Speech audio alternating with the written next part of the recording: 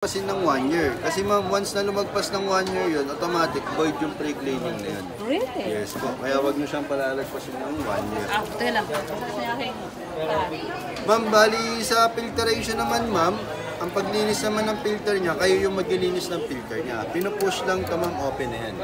Pag open yan ma'am, mapapansin mo ma'am, ayan na yung filter Yan niya. yung screen view. Yan. Ngayon ma'am, ang paglinis ng filter niya, angat mo lang ito ma'am, labas mo lang. Ma'am, ang paglinis nito, running water lang ma'am. Hinuhugasan lang siya, tak-tak mo, patuyuin mo siya ma'am, saka mo siya ibalik. Okay. Hindi na kailangan po Yes po.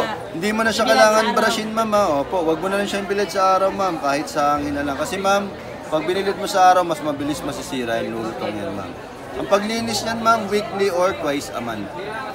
May question. In case masira yan, Available yan may ma'am. spare ba? May nabibilan yan ma'am sa Dasma Bayan, Villa Luisa. May service center yan. Okay, doon sa service center.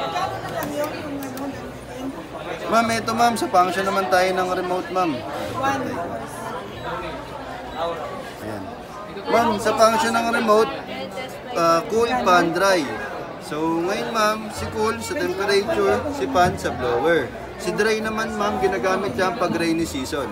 Less moist, dehumidify yan ma'am. Dinadry niya yung moisture ma'am. And then ito naman ma'am, sa cool tayo ma'am. Ma'am, yung pinaka-higher number niya is 32 degree. Ayun yung pinaka-mahinang buga ng lamig niya. 32. Yes po, yung pinaka-lower number niya, 16 degree. Ayun naman yung pinaka-malamig niya. 16 degree ma'am. Ma'am, yung pinaka-ideal temperature dito sa atin ma'am, 20 to 24 lang ma'am. Isasagad ko lang siya ng 16 para makita nyo kung gaano siya kalamig. Okay po ma'am. Ma'am, baka nagtataka kayo ma'am. Nag-set tayo sa remote ng 16 degree, bakit sa display niya naka 23? Nga ba? Yung sa display niya ma'am, room temperature to, yung room ambient. Nade-detect niya yung room temperature. Pero dito sa remote tayo magbabase. Sa remote, ito yung temperature na sinet mo para kay aircon sa buga ng lamig. Pero ito, room ambience to ma'am, nade-detect niya yung room Yan, temperature. room ambience na rin. Habang lumalamig yung area, bumababa ng bumababa yan hanggang sa ma-reach niya yung temperature na sinet mo sa remote. Doon siya ngayon mag-a-adjust ma'am, mag-variable speed yan. Kaya mas matipid siya kumain sa kuryente. Tapos ma'am, kung kakabukas mo lang kay aircon, gusto mo mabilis mapalamig yung area ma'am, yung kwarto, power pull mo lang siya ma'am. Si power pull, pas cooling yan, saglit nga lang palalamigin yung area. Tapos, automatic siya sa shutdown? Automatic siya mo mag-a-adjust ma'am. Aha. Hindi siya mag-shutdown, Ay, mag-a-adjust. mag-a-adjust.